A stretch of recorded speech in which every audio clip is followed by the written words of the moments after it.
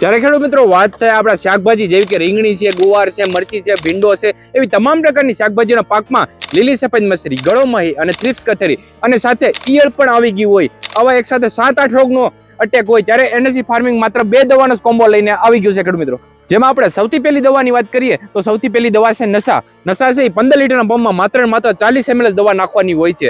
આ લીલી સફેદ મસરી, ગળો માહી અને થ્રિપ્સ કથેરી આવા 6 રોગને એક સાથે નાશ કરી દે છે ખેડૂત મિત્રો, અને પાકોમાં કોઈ પણ પ્રકારની સાઈડ ઇફેક્ટ પણ નહીં કરે। સાથે આપણે બીજી દવાની વાત કરીએ તો બીજી દવા છે કાર્ગો આપણે ઈયળની સ્પેશિયલ દવા છે ખેડૂત મિત્રો, જે 15 લીટરના પંપમાં માત્ર 25 ml દવા નાખવાની હોય છે।